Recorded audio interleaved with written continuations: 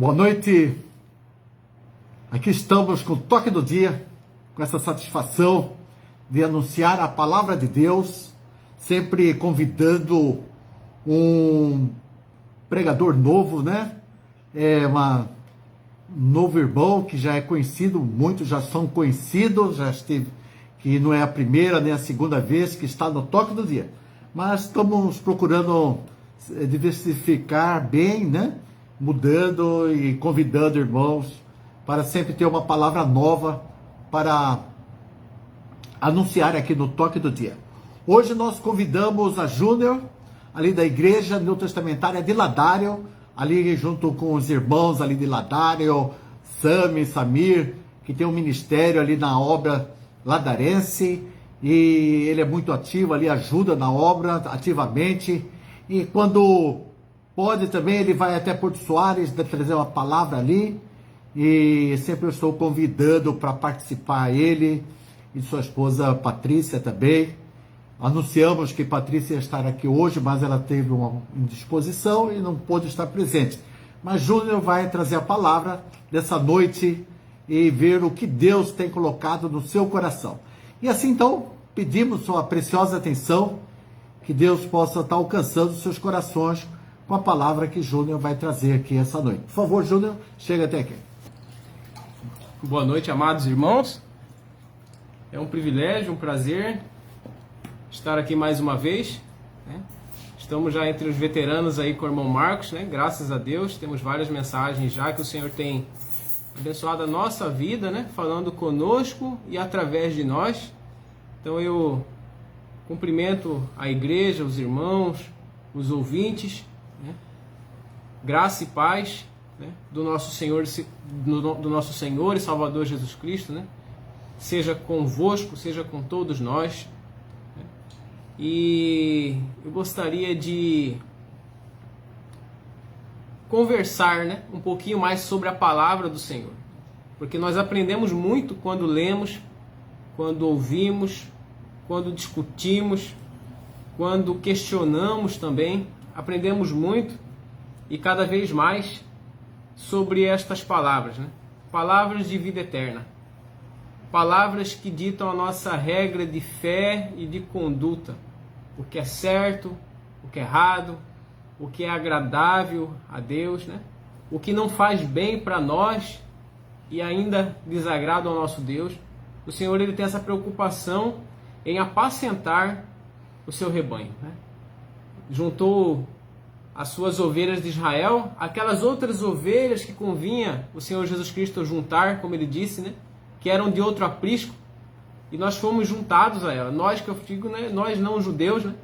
E hoje somos parte de um mesmo corpo, temos bebido de um mesmo Espírito, uma só fé, um só batismo, todos por meio do nosso Senhor e Salvador Jesus Cristo, né?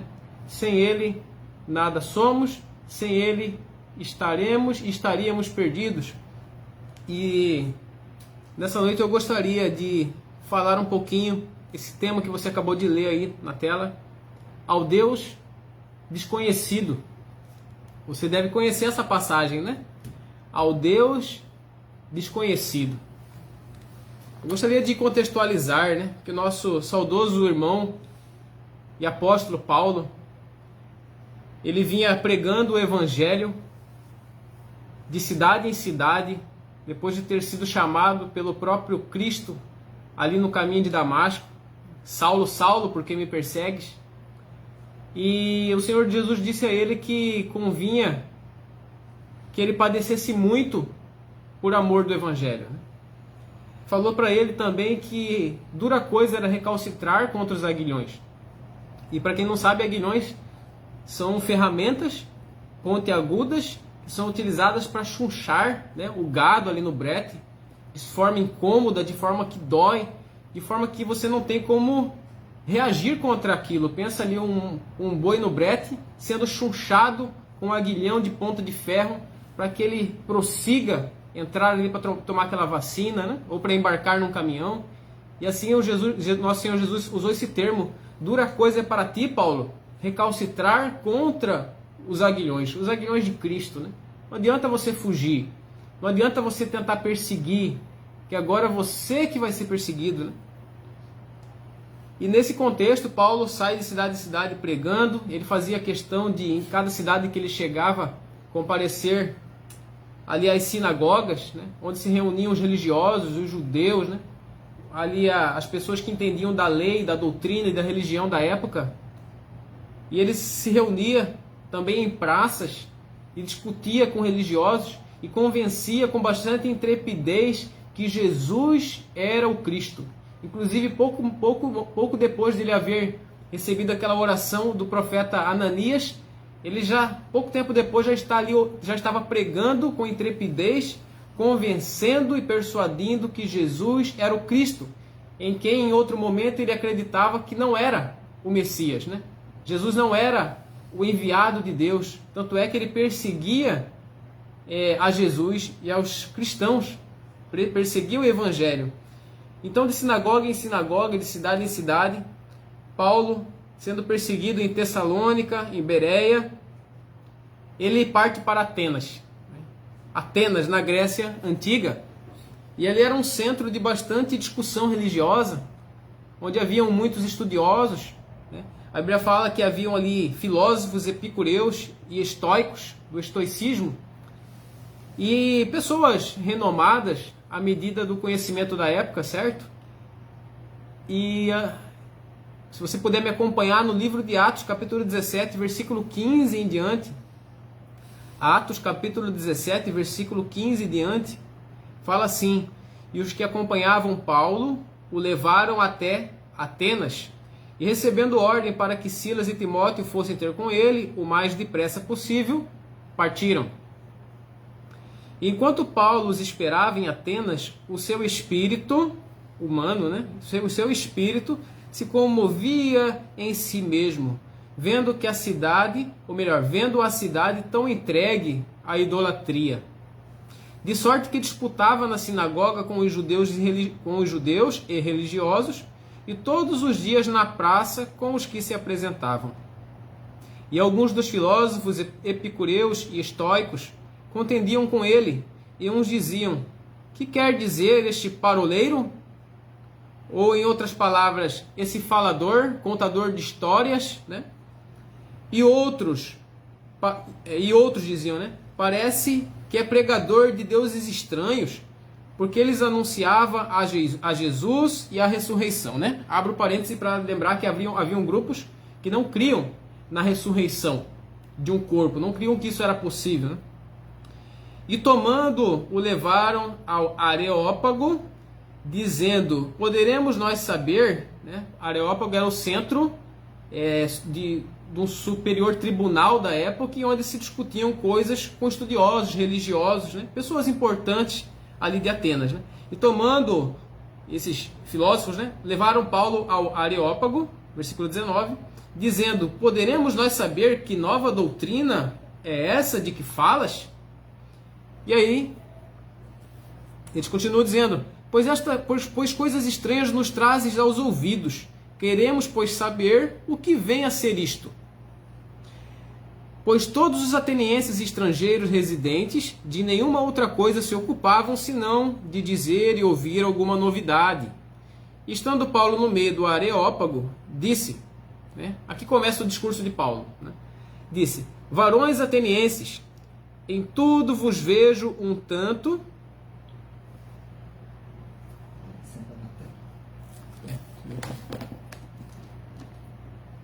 Disse assim: varões atenienses, em tudo vos vejo um tanto supersticiosos, porque passando eu e vendo os vossos santuários, achei também o altar que estava escrito: ao Deus desconhecido.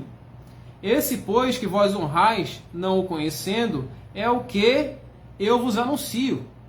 O Deus que fez o mundo e tudo que nele há, sendo o Senhor do céu e da terra, não habita em templos feitos por mãos de homens, nem tampouco é servido por mãos de homens, como que necessitando de alguma coisa, pois ele mesmo é quem dá a todos a vida e a respiração e todas as coisas. Paulo continua: e de um só fez toda a geração dos homens, para habitar sobre toda a face da terra, determinando os tempos já dantes ordenados e os limites da sua habitação, para que buscassem ao Senhor, se porventura, tateando, o pudessem achar, ainda que não está longe de cada um de nós, né? Porque nele vivemos e nos movemos e existimos, como também alguns dos vossos poetas disseram, pois somos também sua geração. Sendo nós, pois, geração de Deus, não havemos de cuidar que a divindade seja semelhante ao ouro, ou à prata, ou à pedra esculpida, por artifício e imaginação dos homens.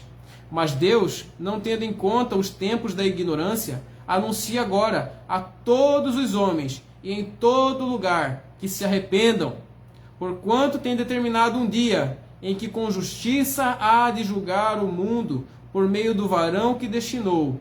E disso deu certeza a todos, ressuscitando dos mortos. Por enquanto até aqui. Olha que interessante, né? Paulo ele estava num lugar recheado de toda espécie de ídolos. Para todo lugar, para todo canto, havia uma imagem de escultura. Havia um Deus próprio de suas culturas variadas, haviam deuses. E aí Paulo, passeando por essa cidade, percebeu que havia um altar diferente. E nesse altar estava escrito ao Deus desconhecido, né? E eu gostaria que você entendesse que Paulo estava num lugar extremamente perigoso. Ele estava sendo perseguido de cidade em cidade. Os judeus armavam armadilhas e falsas testemunhas para pegar Paulo nas cidades posteriores aonde ele ia. E aí Paulo está ali no ninho de Atenas, no pior lugar que ele poderia estar para pregar, falando com religiosos extremamente alienados à sua religião, né? Extremamente eufóricos, extremamente fiéis e idólatras à letra em que a qual criam. E ali Paulo conseguiu ter essa sabedoria de linkar esse altar que eles mesmos tinham criado para falar, sabe esse Deus que vocês mesmos fizeram esse altar, que vocês mesmos assumem que desconhecem?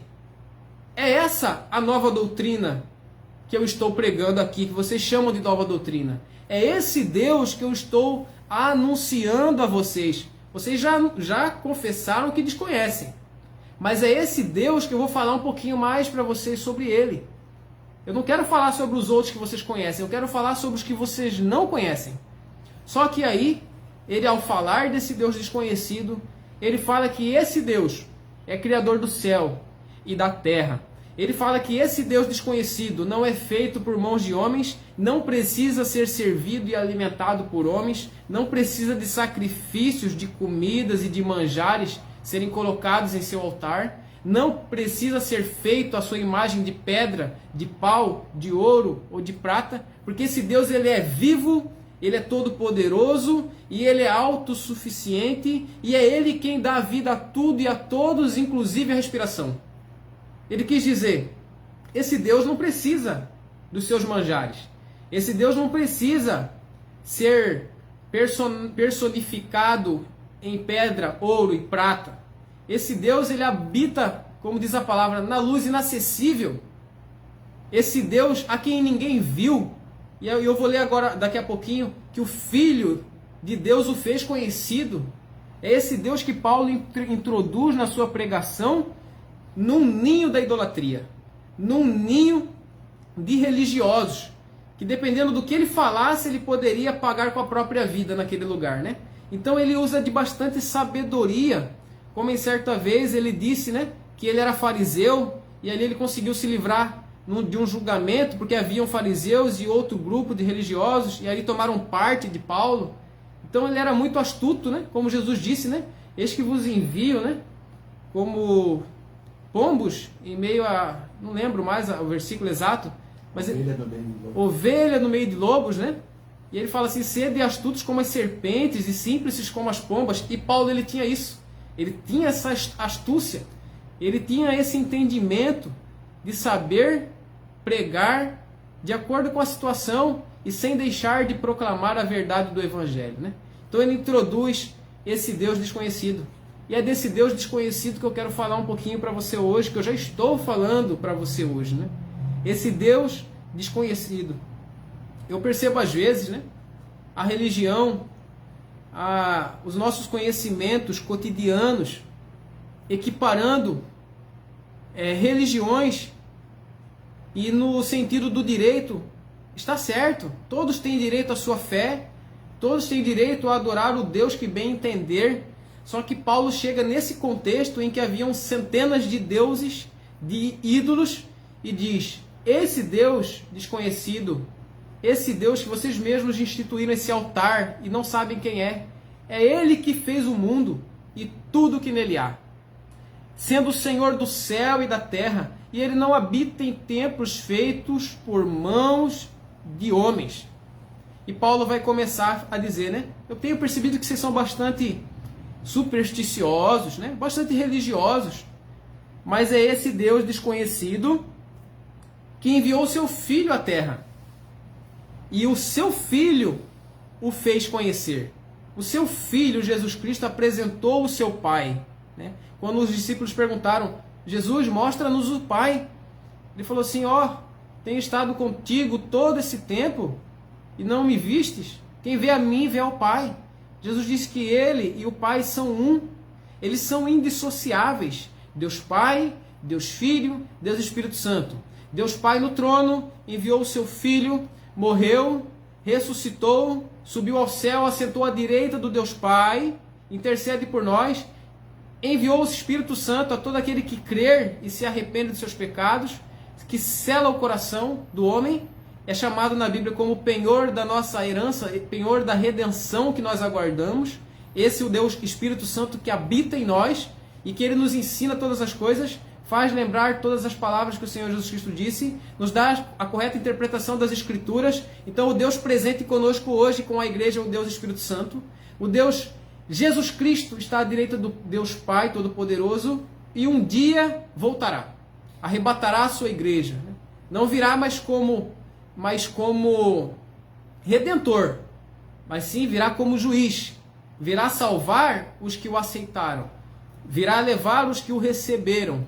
E a todos quantos o receberam, deu-lhes o poder de serem feitos filhos de Deus, a saber, os que creem no seu nome, né? A Bíblia fala que a condenação é esta, que a luz veio ao mundo e os homens amaram mais as trevas do que a luz, porque as suas obras eram más. A Bíblia diz que todo aquele que não crê em Cristo já está condenado. Sobre ele permanece a ira de Deus, né? Então é esse Deus desconhecido. É esse Deus que está acima de tudo e de todos. É esse Deus que não há nenhum outro Deus igual a Ele, nem semelhante a Ele. Não há nenhum outro Deus que seja páreo, que Ele precise se esforçar para enfrentar, como às vezes nós pensamos em Satanás. Mas está tendo uma guerra e isso e aquilo, como se Satanás fosse páreo. A Bíblia fala que Jesus destruirá Satanás pelo sopro de sua boca. É questão de tempo, já está determinado. Tudo que Satanás faz está dentro da permissão de Deus. De onde eu tiro essa base? Lembra de Jó? Ele precisou da permissão de Deus para tocar na vida de Jó. Porque o próprio Satanás fala assim a Deus: também o cercaste com um muro, ou seja, ele tinha a proteção de Deus. E também o abençoaste com todas as bênçãos que um homem pode ter. Faça isso, isso e aquilo outro, e não verás se ele não blasfema contra ti na tua face. Ou seja, ele tinha a proteção de Deus. E ele Jó só pôde ser tocado por Satanás quando Deus permitiu. Então a nossa vida não está jogada ao acaso. Pensa comigo. Se Satanás tivesse o poder de te matar hoje, ele te mataria hoje. Se você dormisse hoje e ele te sufocasse, te matasse, se ele pudesse fazer isso, não tenha dúvida, ele faria hoje. Se ele não pode, é porque ele tem um limite. É porque alguém maior que ele o impede de fazer isso. E esse alguém é Deus. Tem muitas coisas que nós não entendemos, isso é verdade. Acidentes, catástrofes, homicídios, genocídios, nós não entendemos. Realmente somos limitados para entender. mas entendemos que o cristão regenerado, lavado e remido pelo sangue de Cristo, não está jogado de qualquer jeito. Ele está guardado e escondido no esconderijo do Altíssimo. A sombra do Onipotente descansará, o Salmo diz, né? E esse Deus desconhecido, que zela pelos seus, esse Deus que é incomparável, esse Deus que não há nenhum páreo para ele, né? Esse Deus enviou seu Filho ao mundo. E continuando,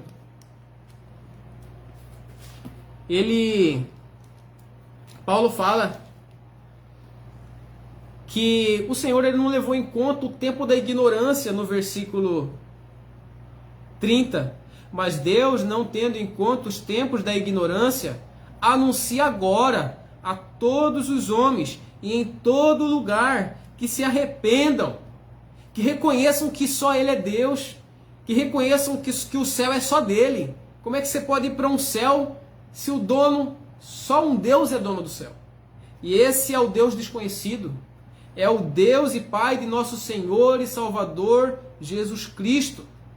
É chamado de Pai das luzes. É chamado de Pai dos Espíritos.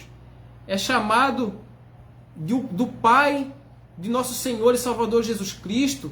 Paulo fala assim: bendito seja o Deus e Pai de nosso Senhor e Salvador Jesus Cristo. Mais de uma vez ele cita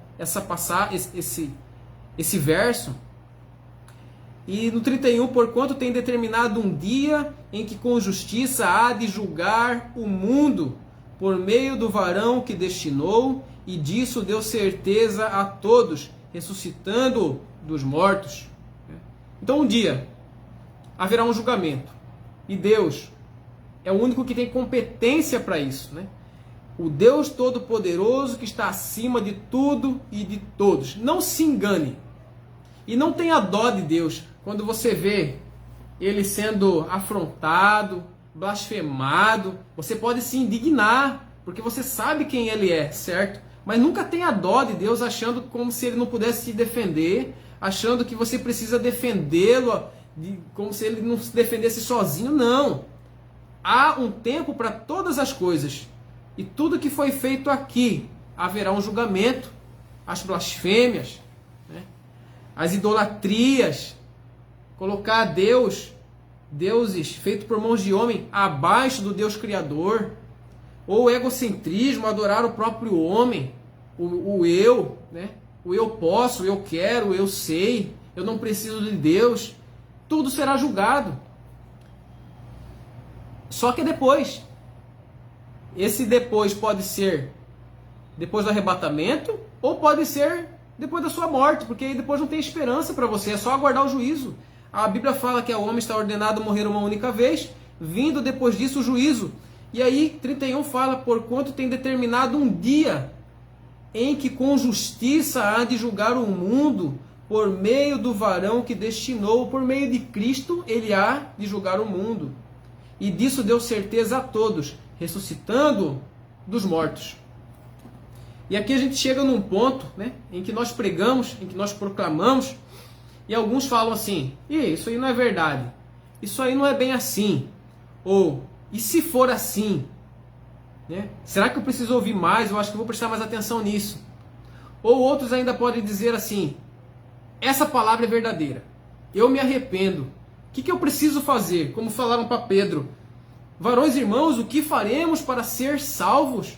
Arrependei-vos e convertei-vos para serem cancelados os vossos pecados. E a mesma receita que Paulo diz aqui agora, no versículo 30.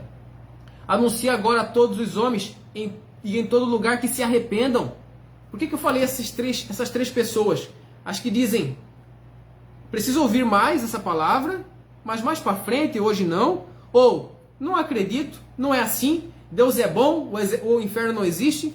Ou você pode ser o terceiro grupo que aceita as suas palavras, aceita as palavras de Deus, que recebe a Cristo, que se arrepende e se converte dos seus maus caminhos. Isso aconteceu, olha só o versículo 32. E como ouviram falar da ressurreição dos mortos, uns escarneciam e outros diziam: acerca disto te ouviremos outra vez. Ou seja, mais para frente, quinta que vem, domingo que vem. se você nem sabe se vai estar vivo, né? Acerca disso te ouviremos outra vez, como se a oportunidade fosse ilimitada, né? E versículo 33, e assim Paulo saiu do meio deles. Naquele momento, Paulo cessou de anunciar, ele deu a palavra, ele falou quem é Deus, ele falou que Deus está acima de todos esses ídolos, falou que ele é o único Deus vivo e verdadeiro, que não precisa ser alimentado, nem ser feito por mão de homens. Muitos não escarneceram dessas frases, dessas verdades. Paulo saiu do meio deles. Nós não temos a função de convencer ninguém.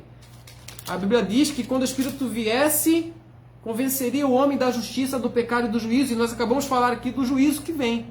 Acabamos de falar também do pecado, porque se você precisa se arrepender é de algo que você errou, do pecado. E a Bíblia fala que Jesus é justo e justificador daquele que tem fé nele, em Cristo. E o que aconteceu no versículo 34, né? 33, e assim Paulo saiu do meio deles. E no 34 fala assim: todavia, chegando alguns varões a ele, creram,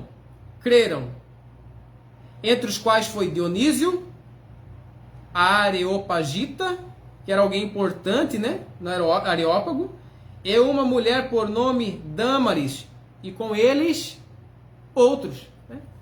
Então, quando nós pregamos a palavra, nós temos esses três grupos, né?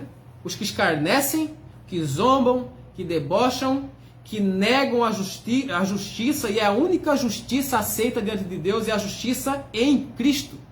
A justiça que Deus preparou a nós, os homens, é a justiça em seu Filho, Jesus Cristo, pela fé, para aquele que se arrepende e nele crê, e que recebe a Cristo, que faz essa aliança, esse novo testamento com Cristo. Né?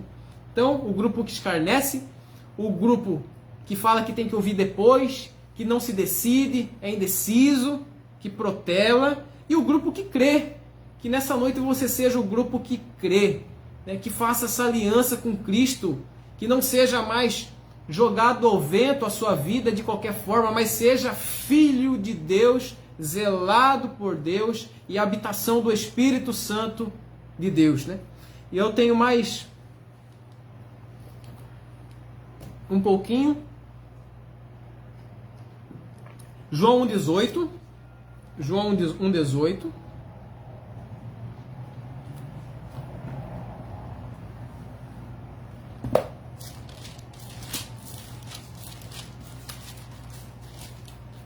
Diz assim: Deus nunca foi visto por alguém. O Filho unigênito que está no seio do Pai, esse o fez conhecer. Quem veio apresentar a Deus foi o próprio Senhor Jesus Cristo, o Filho do Deus vivo. Né? E mais uma referência, Hebreus.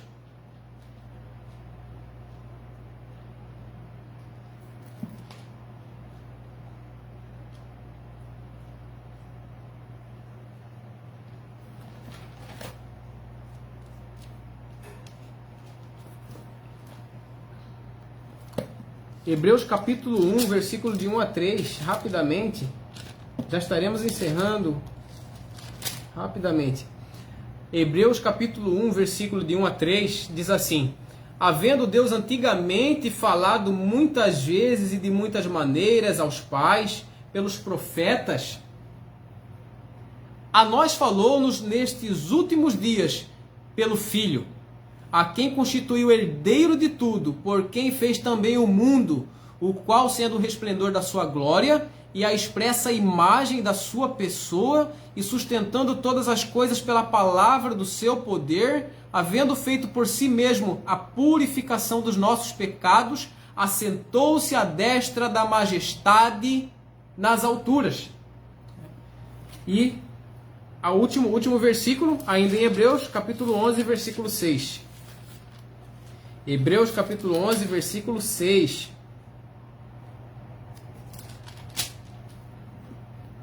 Diz assim: ora, sem fé é impossível agradar-lhe. Agradar-lhe a quem? A Deus. O contexto está falando de Deus aqui. Ora, sem fé é impossível agradar-lhe, porque é necessário que aquele que se aproxima de Deus creia que ele existe e que é galardoador dos que o buscam. Ele é recompensador dos que o buscam. Assim como tem um versículo que fala que todas as coisas cooperam para o bem daqueles que amam a Deus, né? E que são chamados segundo o seu propósito, os seus propósitos, né? Então, nessa noite, essa é a palavra que eu tinha para trazer para cada um dos irmãos, né? Ao Deus desconhecido, mas que hoje é conhecido, ou se você não conhecia, hoje você conhece. Ele é o Deus que está acima de tudo e de todos, é o único Deus verdadeiro, santo, santo, santo, perfeito, que não erra, que é justo juiz, que é dono de um reino, que é dono do céu, que enviou seu Filho ao mundo, não para que o mundo perecesse, mas que para que fosse salvo por ele, não para que condenasse o mundo, mas para que o mundo fosse salvo por ele, né? Quem crê nele não é condenado, mas quem não crê já está condenado, porquanto não crê no unigênito Filho de Deus. E nessa noite, antes de encerrar, eu gostaria de orar por você. Caso você queira aceitar o Senhor Jesus Cristo agora, você pode orar, é você e Deus, a conexão dele está aí. Ele está aqui, ele está aí, ele é onipresente, ele é onisciente, ele sabe todos os seus problemas, seus defeitos, as suas falhas, ele sabe a sinceridade do seu coração. E também se você precisa de alguma coisa, talvez esteja com problema, talvez esteja com ansiedade, talvez esteja com depressão, talvez esteja desanimado, talvez esteja desiludido, talvez esteja enfermo, eu quero orar por você essa noite, né? Feche seus olhos, oremos.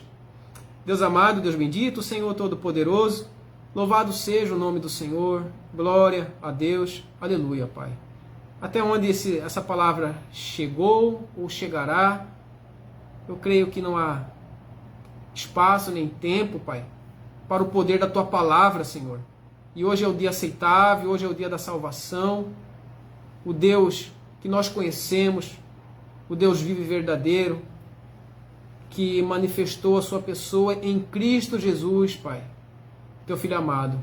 Senhor, nessa noite, Pai, peço que o Senhor esteja tocando corações, quebrantando, convencendo da justiça, do pecado e do juízo, Pai, produzindo arrependimento, quebrantamento, conversão, Pai, não só para a salvação, mas de atitudes erradas daqueles que já são cristãos, já são filhos, Pai, mas que precisam ser reanimados, que precisam ser renovados, Pai. Se há alguém enfermo, com problemas psicológicos, ansiedade, depressão, tristeza, insônia, perturbação, Tu sabes, conhece cada coração e cada necessidade, Pai.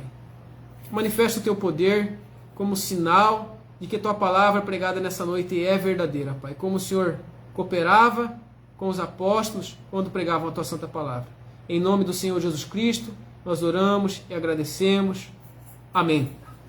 Mr. Júnior, com a palavra de Deus, né? Esse Deus desconhecido, e ele pode ser conhecido hoje por você, né? Como o Júnior disse, essa obra de revelação, né? Deus se revela, a palavra de Deus revela a Deus. E se nós queremos conhecer esse Deus desconhecido, Ele já mandou seu Filho, Jesus Cristo, e é a única maneira de conhecer, é conhecer do Filho. Quem vê o Filho, vê o Pai. Quem vê o Pai, vai ver o Filho, vai enxergar o Filho, né? Então, e Deus quer se revelar, quer chegar ao teu coração. Como está o seu coração? Se você tem buscado a Deus, se você não tem buscado a Deus, você vai ter um Deus desconhecido. Não tem chance para você. Tem que haver um desejo de coração, uma vontade de conhecer esse Deus. Tem que... Então, a salvação tem a participação direta do coração, da pessoa em si. E você tem que querer conhecer esse Deus. Então ele vai ser somente um altar e com uma lápide escrito ali, ao Deus desconhecido. E vai seguir sendo desconhecido para você. Mas hoje, né? Nesses últimos dias, Deus tem se revelado através do Filho, para que você conheça a Deus Todo-Poderoso, Criador dos céus e da terra, e que nos ama, e que provou isso dando sua vida na cruz do Calvário, né? Se entregando de todo, né? Derramando ali na cruz para nos salvar, tá bom? Esse é o Toque do Dia. Queremos agradecer por Júnior, por sua palavra firme, verdadeira, e queremos agradecer por sua presença. E a próxima quinta-feira estaremos aqui com um novo irmão para anunciar a palavra. Que Deus abra as portas para que nós continuemos anunciando a palavra de Deus. Deus abençoe, e Deus abençoe todos vocês na graça e com todas as bênçãos. Amém? Amém. Boa noite. Amém.